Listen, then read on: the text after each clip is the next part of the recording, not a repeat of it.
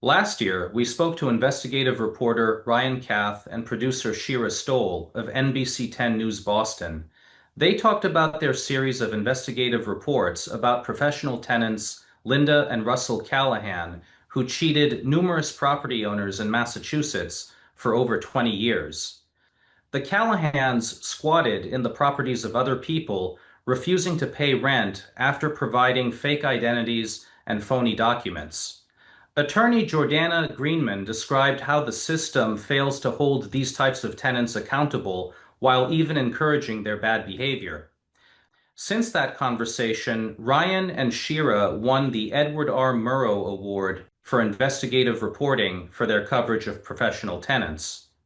The Callahans, meanwhile, were indicted on over 50 criminal charges involving fraud, larceny, and forgery.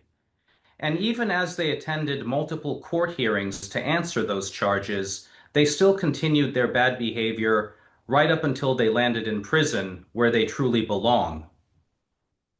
Today, Ryan and Jordana return to provide an update about the Callahans 1 year later and to discuss what the future might hold for them.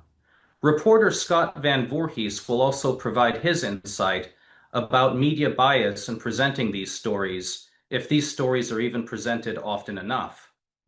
The conversation will also highlight other professional tenants who may be living under your own roof. Viewers beware.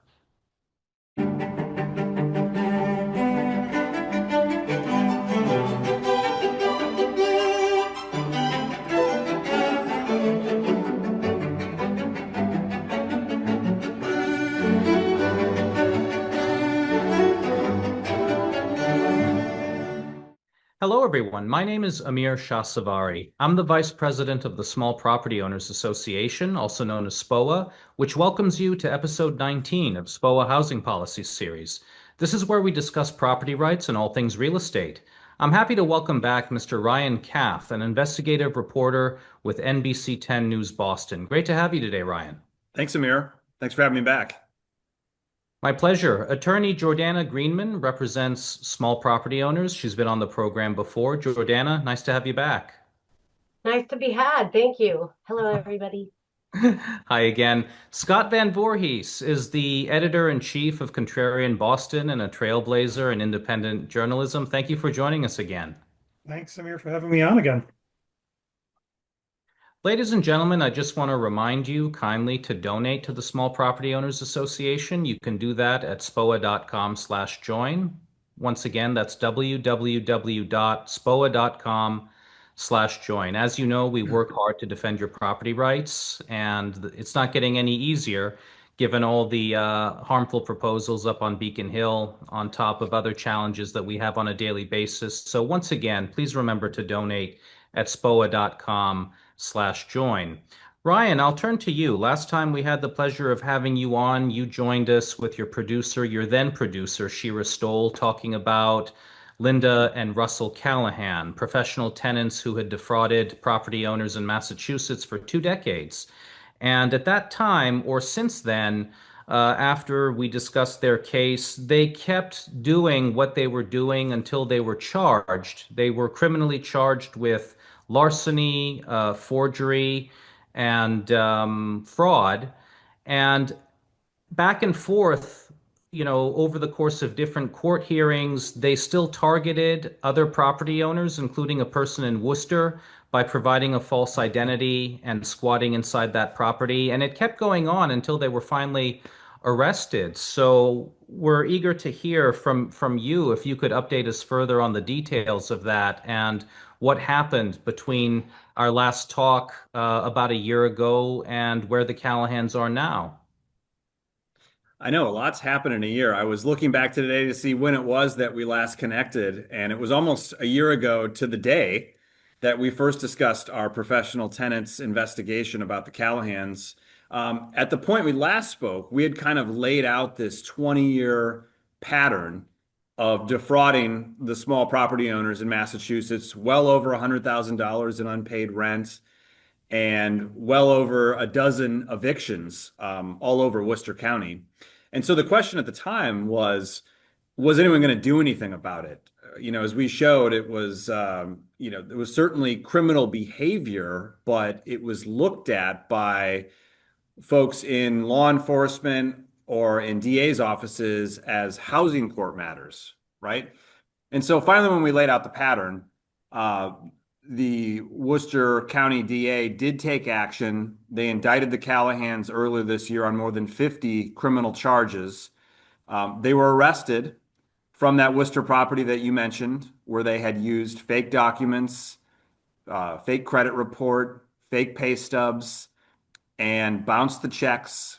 But by the time the property owner realized it, they were already inside, moving in furniture and things like that, and they just camped out until they were arrested.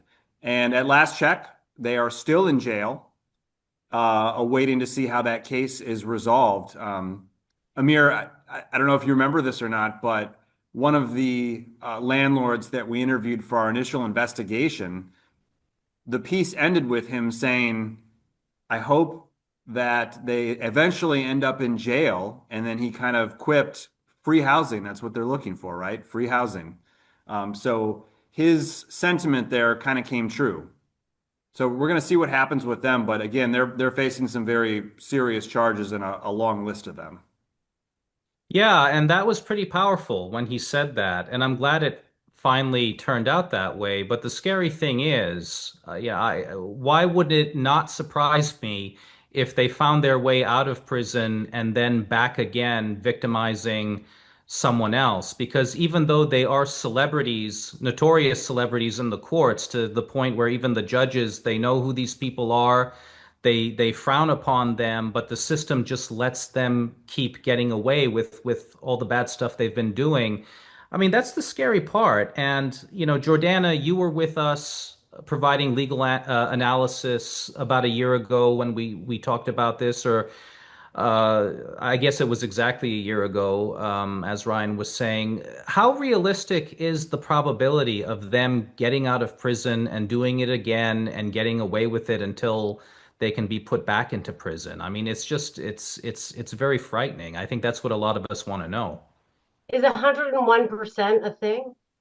Because that's how likely I think it is. I don't think that people such as these people know another way to be. I don't know that I feel that people learn their lesson now that our lovely state is housing them, right, in jail, wherever.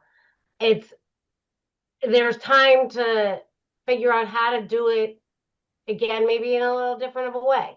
Maybe we can use our middle name as our first name next time. Maybe we can take a letter off of our name, something like that. But what is scary is exactly what you said. There is no effort whatsoever in this state to control what has become complete and utter mayhem in the housing courts. Total mayhem. Even district court, if it were an option, might be a better option at this point. But you run the risk of having your case transferred to housing court. And in housing court, it's tenant is right. Nothing is an emergency unless a tenant is about to be evicted. And it doesn't matter what a landlord says, almost ever. It is so hard, especially with people who are good at what they do, such as the Callahans. They know how to maneuver. There are so many landlords out there still who have never seen or heard of SPOA or maybe even heard of housing court.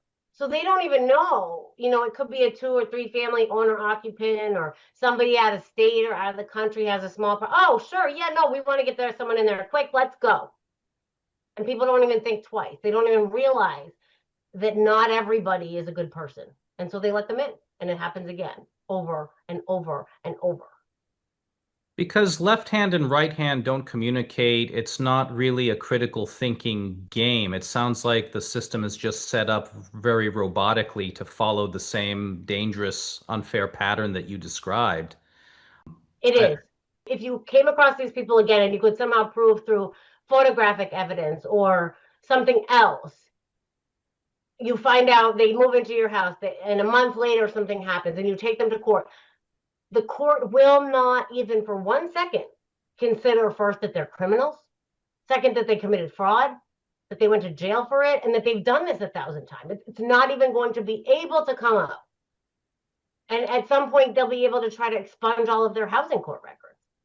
I know Jordana lives in this world, but as someone who is coming in more as a novice from the outside, that's one thing that amazed me about this is how easy it is to repeatedly delay your eviction case by coming in with motions at the 11th hour where, maybe you've come down with an illness, or, someone's in the hospital, or you didn't get notice in time, so you deserve more time to react. Using bankruptcy multiple times, filing bankruptcy even though you have no intention of actually following through and executing a bankruptcy, just filing the notice immediately pauses an eviction. Claiming something is broken inside your apartment or your house that needs to be fixed by the landlord. I've just seen all these delay tactics, and to Jordana's point, the attorneys representing the property owners will say in court to the judge that these are professional tenants who have done this for years, and it doesn't seem to resonate or have any impact on whether or not the case is delayed or continues to move along right then and there. Is that because even if the judge, from a human perspective, knows better, he or she is obligated to open the book wherever the statutes are written and automatically say, okay, well, because they're allowed to extend this thing with excuse A, excuse B, excuse C, I have to let them do that? Is that what it's come down to? No, it's really sort of the way that the different laws are interpreted. So, for instance, if you are going to evict somebody and they don't show up on the first court date, then you come back the next day. The tenant comes back the next day and says, I was in traffic, something. The judge has to follow a formula that is there a good excuse for you not being here? And if you had been here, do you have a feasible response to this money that you owe, or this damage that you caused, or the fact that this 95-year-old person needs to move back into their house? Most judges always defer to their equitable power and say, I think it's better to try the case on the merits. I think it's better for people not to just win by forfeiture. So we're going to give you another date. And then so take Boston, for instance, in 2 out of 3 of the courtrooms, you might get a date that same day, 2 to 3 weeks out. And the other one, you'll be told you'll get one in the mail. It's going to be longer than that because of that right hand, left hand thing. So the judges and what they say over here doesn't really trickle down to the clerk's office as an immediate thing. And that's how I think that due process for landlords, and probably tenants too in certain circumstances, it's just completely thrown out the window. I can go with you to court and say, hey, Mr. Callahan, will you move on October 1st? And you can say, yes, I will. So we sign an agreement. We have it presented to the court. Somebody from the court presents it to the tenant. They sign it. Everybody's all good with it. The judge even signs off on it. And I go to get my execution on October 1st. And then on October 2nd, I say, why don't I have it yet? On October 7th, I say, my client's getting antsy. And the court says, you're rude. You really shouldn't be pushing us to get this stuff. We're working on it. We're backed up. The computers don't work, this or that. So it's a constant infringement of, why did I sign a contract? And that's what a lot of landlords say about leases. Why did I sign this to begin with? If it's not going to be enforced, what was the point? And that's where it's just such a hard area. And Ryan is right. It's amazing. If you just go, I got in my email today a motion for more time on a case that a month ago we waived $72,000. $72,000. But didn't give her enough time? Really? That's insane to me. So, it's so hard, and the way that people are allowed to get away with whatever they want. And because when you are a landlord, you are required to be perfect. And I mean perfect. If you forget to dot the J in my name, your case might kick out, except for that, but it's just, if you don't have a rent ledger, even if you don't know what a rent ledger is, and you're just collecting rent from somebody who lives downstairs from you, if you say, Your Honor, this person told me that they had no evictions, but they did. It doesn't matter. They're already there.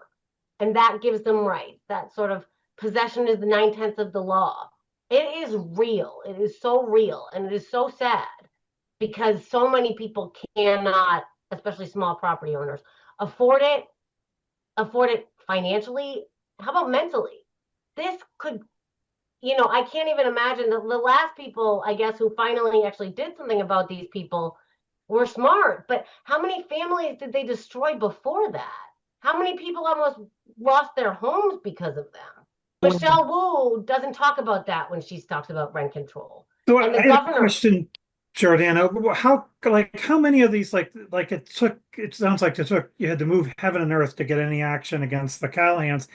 How many other kind of scammers are out there? I mean, is this like, are we talking about a few dozen, or no, maybe not to that level, but just making this a lifestyle? I've a wondered that lot. or sorry, I kind of jumped in there, but Yeah, Scott, I've actually wondered that exact question, to get a sense of how broad this issue is, how many sure. people are affected. I did try to make a request to the housing court, to see if they could produce numbers that would run people's names and then try to get a sense of like how many people have three, four, five at-fault evictions on their record. Right. And the housing court said that they don't compile large data requests like that.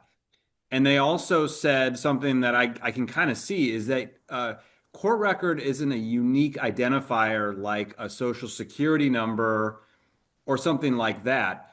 And what you run into, like we've seen with the Callahans and some other folks as well, is that they use variations of their name, the spelling. Sure. So we couldn't just search the Callahans and get a full scope of their evictions because they have different spellings. And we've seen that with other professional tenants as well. So I only know anecdotally, and I've had a number of people reach out to me since we first published this story a year ago to tell me about professional tenants they've dealt with. But usually what I hear about is the tip of the iceberg. Unfortunately, there's no way to really pinpoint how many are out there. Yeah, I mean, it It's sounds like it's there a could be a lot. lot more. Yeah, I mean that are, and it's such an archaic system. I mean, they're really not to be able to like do basic research and statistics, or it seems like they don't really want to. They just want to keep doing things the housing court the way they've been doing it. And don't really want to, you know, aren't really interested in sort of helping people or helping anybody catch the bad guys here. In answer to the question, there's a lot of variations of the way that you can be scammed. But being a professional tenant doesn't necessarily mean you're the Callahan. It could be a different type of thing. I had a case um last year. It took, I don't know, a year and a half because the guy was just very good. I mean, he probably didn't go to school. I don't know, but he would just go in the housing court every single day and file something else. And then he would file and file and file. And he would copy everybody and their mother on everything he filed. And so we had to keep going back and going back. And I said to the chief magistrate, well, why? Why? When I file a motion, sometimes you don't even accept it for days on the e-filing. But this guy can just walk in, and I get court dates every time. He said, oh, well, you should file a gatekeeper motion. You should spend your client's money trying to stop him. But I don't have clients that have that kind of financial status to be able to pay me to spend Sure. all day on everything. What about the Coombs? Am I pronouncing that correctly, Ryan? Yes, you are pronouncing it correctly, and they're another example where I found different variations of that last name. I had Coombs spelled Coombs, and then also spelled with a BES at the end. So I was able to find a variety of different eviction cases involving them. In terms of scope, they were very similar to the Callahans, where they've been doing this roughly for 2 decades. The main difference between them and the Callahans is they seem to understand the line you can't cross from a criminal standpoint. And what I mean by that is I did not find evidence of them bouncing checks to get into the property. They would usually write the first month's check and have that go through to establish tenancy.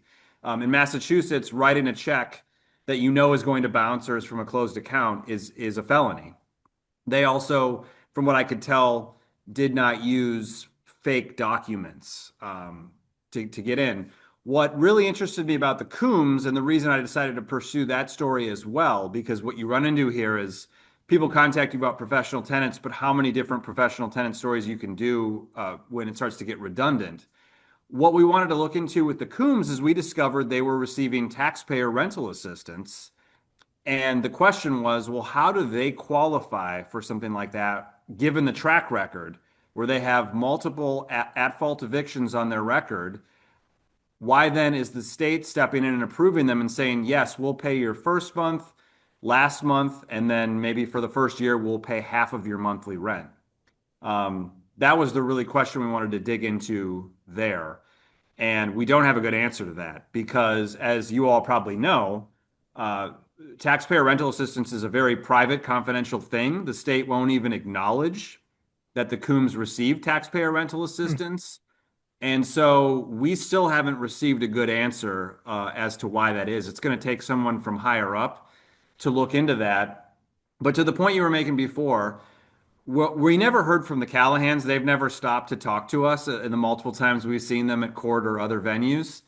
But Brian Coombs, we went to one of his housing court hearings where he had successfully delayed his case yet again. He's had an eviction case now going on for more than a year in Woburn, where he's living. And we stopped to talk to him outside of court. And without hesitation, his first answer was, I use the law, and the law helps me do what I need to do. He summarized the whole story in his initial answer there.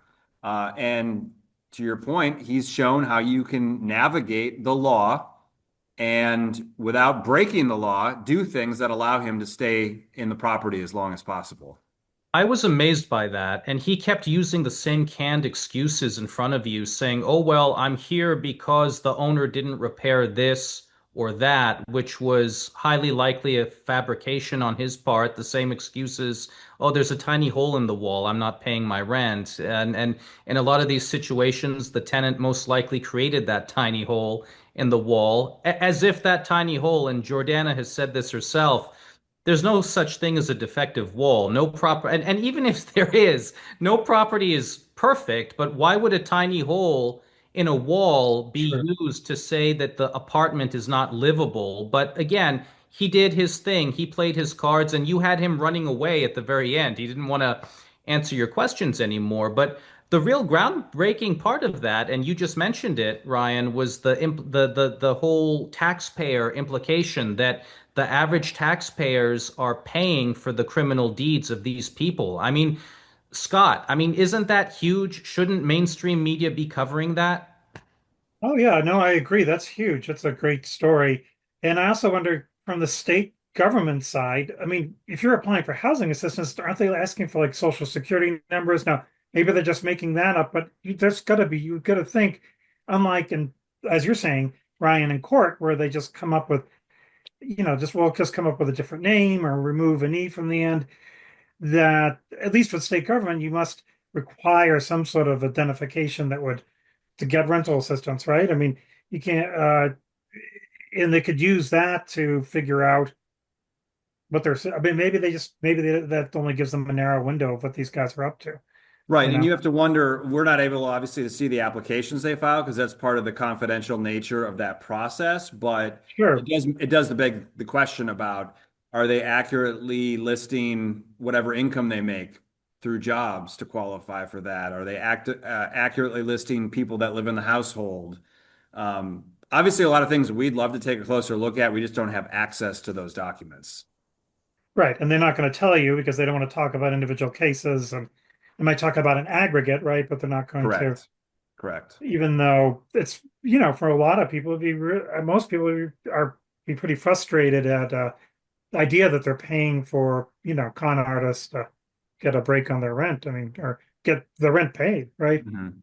Um, you would think that they have the state or I don't know if it's the Department of Housing uh, transition or which department it is, but have they come back to say at all whether they have any screening, you know, systems to prevent people that are, just trying to take advantage of the system? We've received very generic answers, and they pointed us to the website and what qualifies you. And according to what should qualify the Coombs, doesn't add up, because you should only be facing homelessness as a result of a no fault eviction, not an at fault eviction. And obviously, they have many at fault evictions on their record, and that would be the only reason they were being evicted. So it seems like they should have qualified, but we just don't know what type of screening took place or who was doing that vetting. Yeah, I mean, is this something where they could just look at the housing court records, that if they were doing a quick search and see their name pop up? And I mean, there's nothing to stop, the program officials from doing that, right? I mean, to do that a little due diligence on that, right? One would think, yeah, there's nothing stopping them. It's a simple search, as we all know, on masscourts.org. Yeah. Well, Wow. Ryan, you made a point earlier when you talked about the redundancy and trying to avoid talking about the redundancy of these cases from a media perspective. But Jordana, I'm sure you don't want to hear that, and the average property owners don't want to hear that, because we don't hear these stories enough, do we? I mean, if they were to become redundant, that's a good thing, because people have to understand the higher frequency at which these types of events occur. It's not just an isolated thing here or there. There are plenty of stories like this to go around. And I mean, this question is open to all of you, but Jordana, I'll have you go first. When it comes to the redundancy issue, isn't it? I mean, wouldn't you agree that the more these stories become public, the better? I mean, shouldn't we be? It's not a dig at the media or NBC 10. I know where Ryan is coming from, but wouldn't it be great for there to be some kind of an outlet to just air these stories more often so that the public understands how pervasive this really is? We need more reporters like Ryan and Scott in order for that to happen. Yes, is my answer. But I mean, you don't know how many people have turned me down. I think Samantha Coomer was great. You had Wildia Capri on your show a couple of months ago. We were back in court yesterday. Her tenant was a very different type of professional tenant. I mean, so professional that she knows that because she's poor, she never has to repay any debt anyway. But it's yes, I wish, but I mean, even the Mass Bar Association won't let me publish anything that seems too opinionated. And we all know, for those who know me, that I'm pretty opinionated. And I know Scott is a great resource. I don't know what the audience is, though. How many people know about him? I know about him, but I didn't know about him until one of my landlords told me about him. So I mean, having more people that actually care enough to look at this, like Ryan doesn't say, I'm a regular person and I'm a news person, and this is wrong. I think this is wrong. This shouldn't happen this way. Right, right. Now, Ryan, when you have to leave, just raise your hand and we'll do a send off. I probably have a few minutes. I guess I'll close with this sentiment based on your question. For one, we did see a lot of interest in the stories that we've done, both on the Callahans and the Coombs. Those stories have performed very well on our site. They've generated a lot of comments, both on our site and on social media.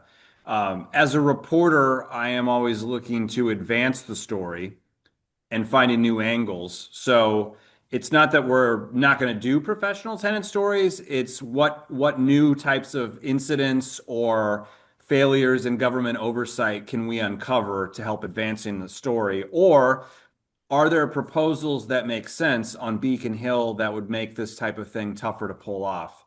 That's one of the things I've been trying to pinpoint. I've been in touch with Mass Landlords Association to see what ideas are out there. I'd welcome any ideas that you all have.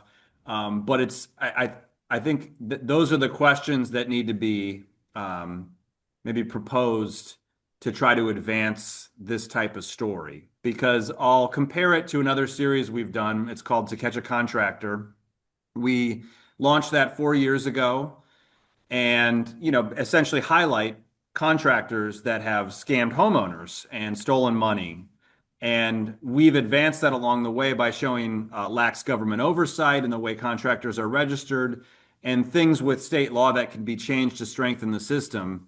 In a similar vein, we would be looking at our reporting to move the ball along accordingly. So we don't want to just keep saying, here's another here's another professional tenant, here's another one, here's another one, here's another one. To your point, I know that would be good to show the breadth of the problem, but we want to also be able to just advance the issue and show maybe what could be done to correct it. Thank you very much, Ryan Kath. It was Thank great to you. have you, and we look forward to having you back on in the future. Thank you again. I appreciate you having me, and when we have our next segment, you'll be the first to know. That sounds wonderful. Thanks for all that you do. Thanks, everyone. So, Jordana, turning back to you, we talked about a couple of examples, a couple of different cases. Are there any other ones that pop up that you want to talk about? I mean, in terms of me and professional tenants, I think that there's another issue that's always going to be an elephant in the room for fear of, any landlord breathes anything and they are accused of discrimination, but there's a lot of abuse of the Section 8 system. That's another thing where you see professional tenants and, How's that abused? What do people do with it? well, here's the thing. When you have a Section 8 mobile voucher, so there's two types of, Yeah. you can live in public Sure. housing, or you can have a mobile voucher where you can move Right, from right. place to place. With the mobile vouchers and the public housing, guess who determines how much rent you as the tenant get to pay? The government does. So why? Sure. Why aren't you paying them? What happened? Because if the government decided what 30% of your income is, they've already left enough money for you to pay for groceries, for you to buy clothes for your kids, for you to do this, that, the other thing. The cigarettes, the whatever else isn't supposed to Sure. be paid for before you pay for your rent. And the getting to court and saying in these Section 8 cases that I have where there's a big amount owed, and they say, I'll just apply for raft. But wait a second, you're already getting government funding. What about the people who really need it, who are trying? Because they exist, Sure. they really do. There are people who run into trouble. Anybody can lose their job. Rich people can lose their job. Poor people can lose their job. I'm all for the theory behind the RAF program if it weren't so abused. There are people, I have several clients right now in the Central Housing Court, for example, that covers Worcester County. They do not allow any non-payment agreement that lasts a day after you reach a zero balance. So generally, as landlord attorneys, we want an agreement to last for 6 months at least after reaching a zero balance. Central Housing Court says, no, you can't do that. You have to start over. So I have all these cases where I've had to bring them to court. Eventually they catch up. Then we start again. Then they don't pay again. Then they apply for raft again. And it's like there are people who are actually living off of raft rather than figuring out how to do something. Yeah, and Raft goes back. I mean, wasn't that like 2020 or the pandemic when they Raft came is up with way that? older than that. It's older than Raft has that. been Okay. around for as long as I've been around. It just wasn't. Okay, so that's another. I think it Yeah, was okay. $4,000 before COVID that people could get, and it stands for rental Yes. assistance for families in transition. Yes. Not rental assistance for a person living in a room that's paying $500 a month. It's people, and the fact that it got bad during COVID because we started being required to give you information as to how to use it. And it doesn't say, but you really should be sincere, and you really should look at your banking, and you really should look at your finances, or talk to a free counselor before you go applying for this. Just say, you're in trouble, apply. Go apply. And then there's RAFT accusing people of fraud, because the RAFT program, you have to go through this government thing called ID Me, where it's hard. I've tried to do it, you have to sit there and take a picture of yourself and it gets your eyes. And if it doesn't match your license, they accuse you of fraud. But it's just, people are not, at the end of the day, I feel like there's just this serious concept of, I am providing housing for you. At what point do you realize that that's actually something that I'm doing for you? And the same judge that says that big gouges in the wall are reasonable wear and tear will tell you that if there's a gouge in the wall, you don't have to pay rent. So it's Yeah, like, if you sit in housing court and you see what happens, you start to sure, realize, wow, Jordana was right. Exactly what she said. Because a lot of people don't know how bad it is. They really don't get it. That it's a never ending cycle. And around we go. How did this person that I waived $71,000 for end up there? She ended up there sure. because she failed to recertify her Section 8 voucher in 2022 and then decided that she just also wouldn't pay anything at all. And so the landlord's trying to figure out what's going on, but the tenant has lost her voucher. So it's not about inspections. It's about an administrative issue that the tenant caused because that one Sure. thing that she had to do every year by recertifying her voucher wasn't done. We get to court and she says, no one told me to do it. Again, really? Right. I would love these things. I think that it's great. The theory behind all of these programs is great. The fact that they Sure. exist for people who deserve them and use them properly is great. I have a good friend who was on Section 8 in her 20s, worked her way up, now owns her own house. Sure. That's the point. There's supposed to be a stepping stool. And that's the abuse that I see. Children who feel that they are entitled to inherit the Section 8 vouchers of their parents. Really? That's Yeah. hard. Yeah. It's a tough That's pill to it. swallow. But they don't, does the government allow that them or they just, Yes, if you apply oh, properly. wow. Well, the other thing I wanted to point out, and Amir, you had mentioned earlier, like who's paying attention, who's reading, and like I think different media organizations take up different spaces. Like, Ryan is, he's got the pressure of, I've got to get something that's going to be kind of unique, right? Or the next unique thing.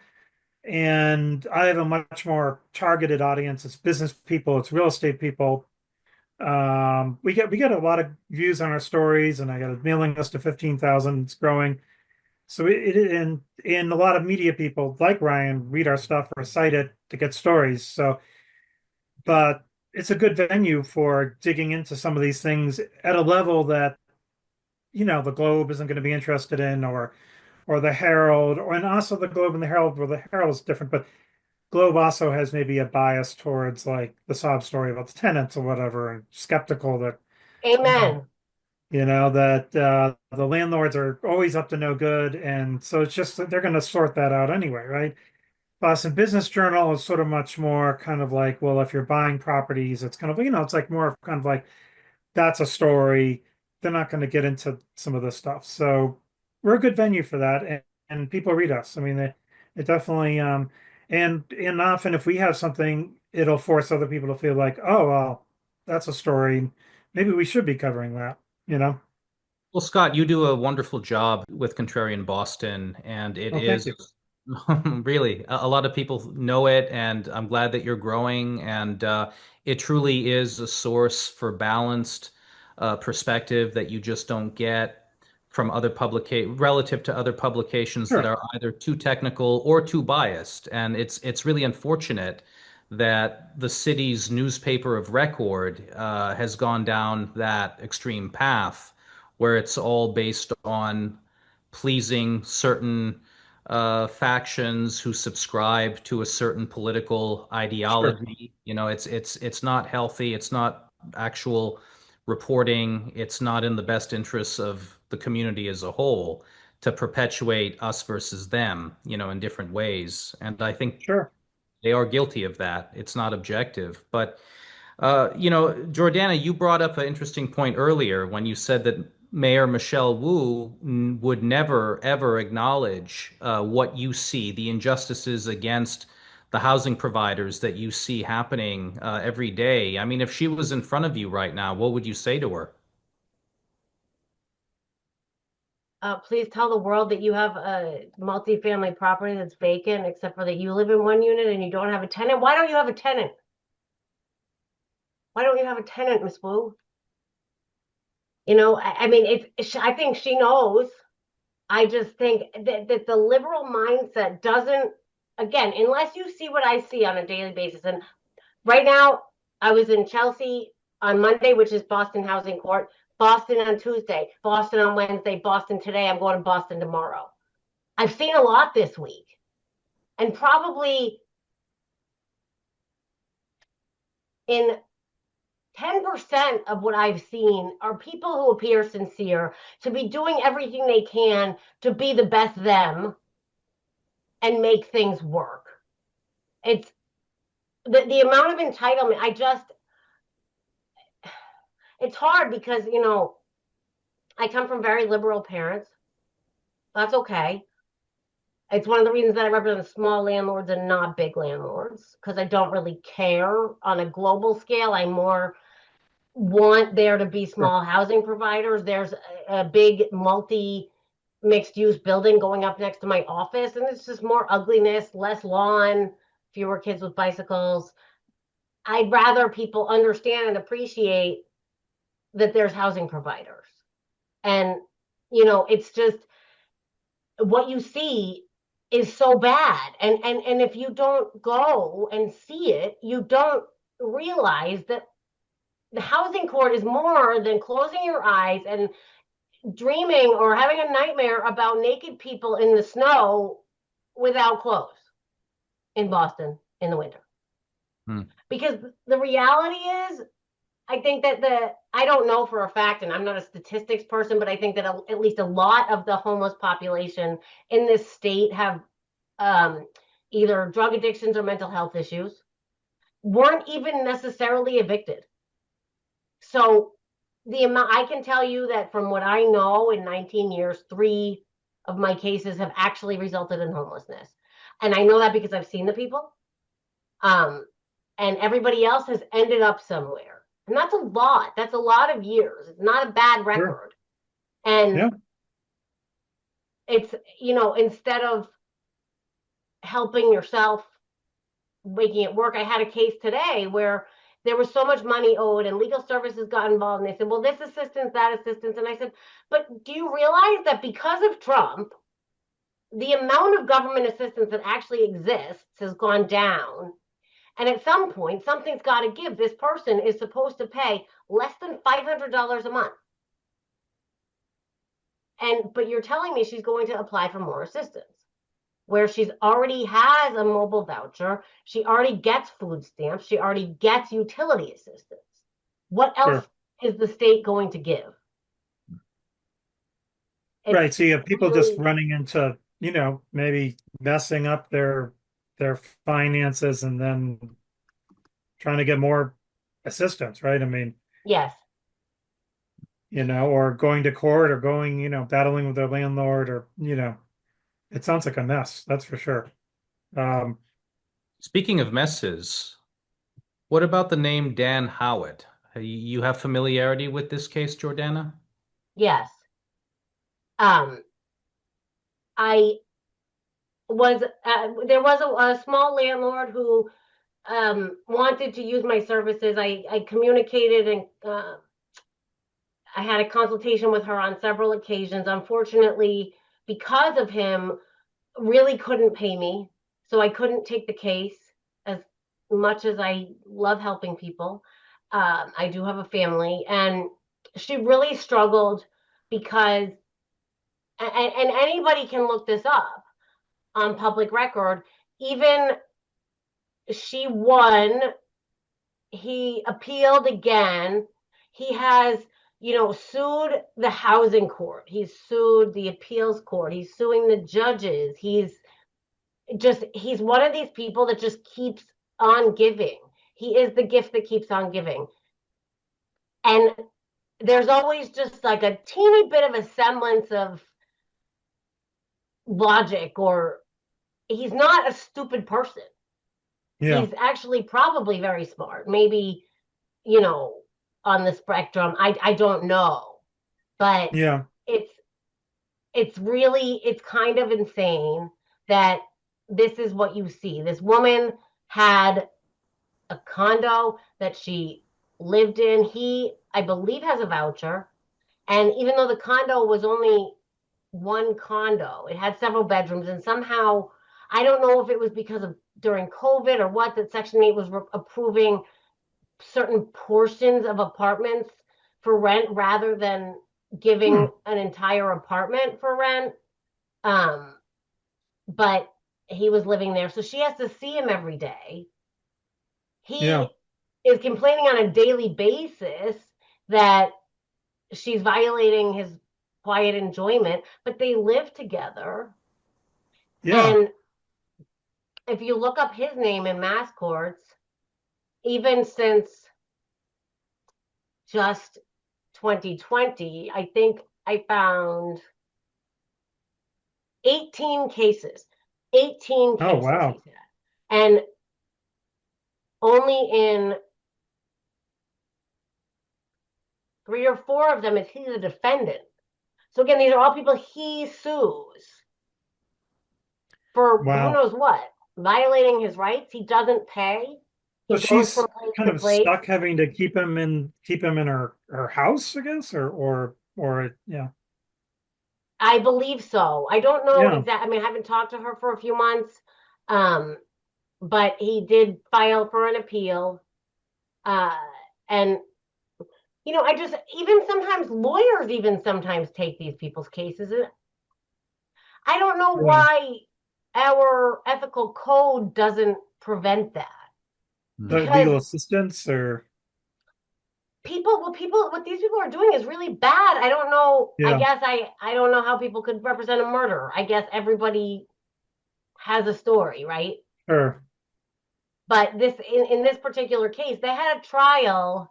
It kept getting rescheduled and rescheduled and rescheduled. I can't even tell if they actually bench trial September of 2024. Then he's filing a motion to recuse attorneys. He looks to recuse judges. So this is someone who behaves nefariously. He doesn't pay. Lord knows what else he's done. But then he comes back and he sues the people that he's victimized in addition to the judges and the lawyers? Mm-hmm. Yes. Oh, it takes money to file those lawsuits, doesn't it? No, not if you're indigent, it doesn't. So, and the designation of indigent is if you have any form of public assistance. So if you had a hard winter and you got fuel assistance, that's government assistance. That means that you are indigent, and now you can file cases for free. Wow. I don't know what can be proven versus what can't be, but how easy do you think it would be for someone like this to qualify that way without actually falling into that category? Because they don't look further. It's one of those things, again, that just doesn't matter. You fill out a paperwork at the court and they say, boom. I heard of a landlord who, he ended up moving on from me, and he even said to me, pulled me aside and said, this guy was cheaper. I'm sorry. I don't care. But he tried to do it on his own, and he tried to file an affidavit of indigency, and the court denied it. He hasn't been paid. That's another professional tenant. His name is William Chen. Wait. Oh gosh, I think that's his name. Anyway, I've evicted him from 2 other places. So there's professionals that get away with it forever, like the Callahans, and then there's professionals who get away with it for a little bit, and then they move on, and then they move on. William Ching. He is another one that he gets evicted from one place, and while the eviction is pending, he ends up finding some other not bright landlord to take him in. Yeah. Because he's a nice guy, and he doesn't present totally terrible. He doesn't dress terrible. He looks like a regular person. So he just goes from place to place to place. You had a case where somebody, like, they just couldn't, this woman rented out her house and somebody moved in and she rented it out to him. And then when she wanted to come back to live in it, I'm thinking of something else that she couldn't get back in. Yeah. Is it, pardon? Yeah. Canton. And she lost the trial because the judge believed their story. Which it's interesting because even the Haitian Creole interpreter didn't believe their story, but the judge did. So then she sold it, and I represented the buyer. They bought the property in July of 2024. We won that trial. They've appealed. So are they still there? Somebody with Yep. the new owner who's trying to figure out how to deal with them, or Pay his own bills. yeah. He bought it to move in. It was a first-time home purchase. Oh, but he hasn't. He's not been able to do that then, I guess. He hasn't moved in. So not only that, but I think we totaled up his and I know he wouldn't mind me talking about it. I think we totaled up his expenses to cover the property in full every month. It's about $3,800. Oh, He's wow. paying rent somewhere else, $3,200, and the occupants are paying $2,200 based on a lease from 2019. Wow. That's crazy. And they probably had like temporary protected status, but maybe they don't now, No, or they're just prepared. They're just well, they're dead. Yeah, I mean, it sounds like they're deadbeats, or they just won't go anywhere, right? I mean, they just will refuse to move, right? yes. Yeah. Is that so? Do you have other cases where people like rent out their house or think they're gonna, and then just get stuck with somebody who just won't move or won't go away, or um, Yes. Lots of them. yeah, because I mean, that's everybody's worst nightmare, right? You're going away, maybe you're on business, or you're having to relocate for a few months, rent out your house, and then have somebody say, "Oh no, we're here." Um, I know it's happened with Airbnb apartments, maybe, or maybe they have a system for dealing with it, but thought Scott, anyway. didn't you cover a case somewhat similar where a tenant committed identity fraud and the owner couldn't get the tenant out? Yes, I think you're right. Yeah, that might have been Woburn or Yeah. Because um, the prelude Lynn. to the discussion for our next episode, Jordana next month is going to come on with a client of hers who suffered through a 4-year battle to remove a Oh wow. tenant who gave a false identity, which is illegal. I mean, on a lease, even though on any generic lease, it says that if the tenant falsifies his or her Right. identity or provides false information, that's grounds for removal from the property. But how it really works is a very different story. Do you want to give us a brief intro for that one? A prelude, For Jordana? Tasso, Hmm.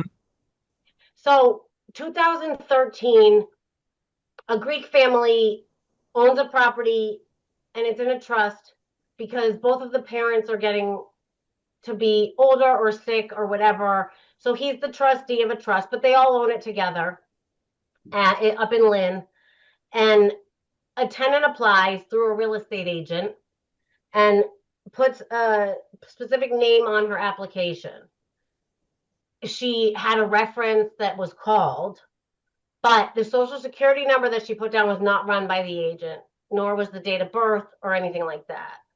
So fast forward to, I think, 2021, after both of his parents were gone and he just wants to have this house back. He has his dental office on the first floor, and it's much like my dental office. It's sort of the old fashioned kind. They don't have like Netflix on the ceiling or anything Sure. like that. It's just an old dental. You walk in, it smells like Yeah. dental stuff. Um, it's sort of warm and fuzzy, right? Because Yeah. everybody loves their dentist. And she says, no, I'm not leaving. She gets legal services involved. I was not the lawyer. His first case got thrown out because the way that his name was filed was wrong. So then he starts again with another lawyer. It takes about a year. They lose based on technicalities that a lot of small landlords make issues. And then that right after he lost, he starts paying a little bit more attention. And somebody comes by, I think it was somebody installing one of those things to watch TV, what's it called? A dish. Yeah, And so sure. he goes up to the person and says, what is going on? I never gave permission for Miss Johnson to put a dish. And he says, I'm here for Celeste Cohen. And the landlord says, who? I don't have a tenant by that name. Yeah. Automatically suspicious. Then realizes a bunch of packages have been delivered recently from Amazon and whatnot, and just looks at them when they're on the porch. They say, boom, boom. That's the person who they're being delivered to. Boom, boom. Oh my God. So then he sees a, I don't know if it was a lock on a meter or one of those flyers that the National Grid or NSTAR puts on your door if you haven't paid your bill. And he notices it's coming in the name of the person that applied, and it's an $18,000 debt.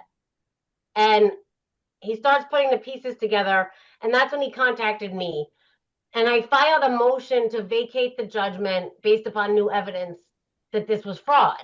Because actually, she's not who she said she was. She never was.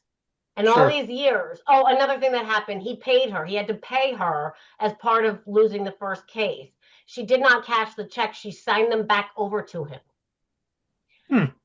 So all of these things combined are like, wait, what? So we go back in, and I might not have said this, but that eviction was a no-fault eviction. He just wanted his property back.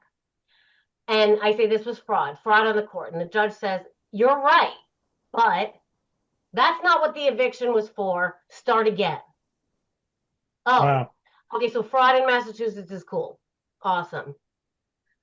So I do. We eventually win that case. She starts pushing for more time, won't get it.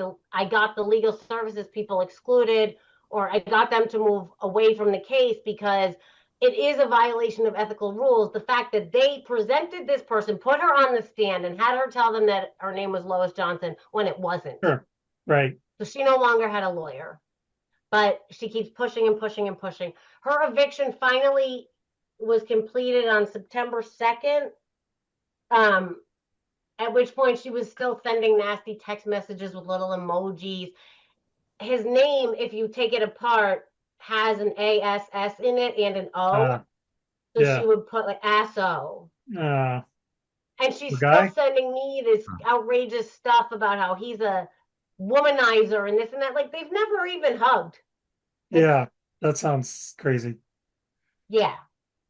Yeah, sounds like a treat to deal with, to try to get her out. Yeah. And this is the same woman that the first time I talked to her, she said, you're going to have to evict me, girly. Man. Well, there will be more to talk about when we get together. And Scott, you're invited to that conference too next month. Jordana will talk about this specific case in more detail with Tasso here. We're looking forward to that.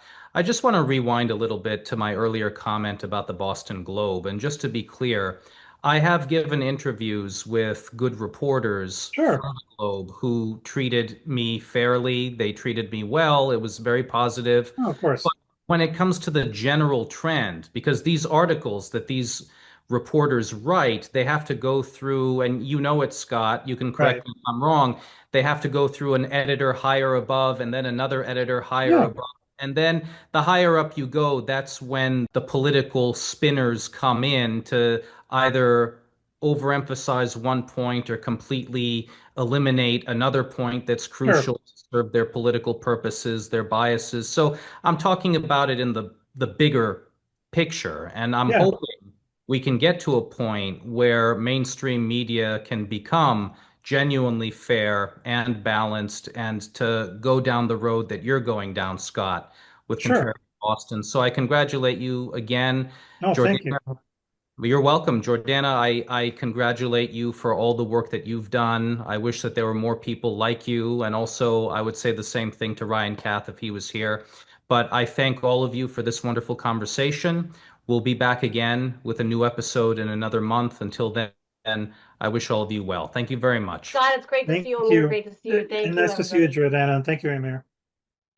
Let me also congratulate Ryan Kath and Shira Stoll for winning the Edward R. Murrow Award for Investigative Journalism for their focus on professional tenants. Ryan, keep up the great work. Ladies and gentlemen, please remember to tune in next time. Thank you again.